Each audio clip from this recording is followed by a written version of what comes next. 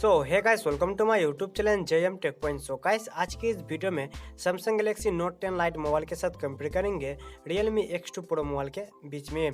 Guys, ये दोनों mobile के बीच फुल डिटेल्स कंपेयर करके देखेंगे आपको कौन सा मोबाइल किस मार्केट प्राइस में ज़्यादा बेस्ट फीचर्स दे रहा है।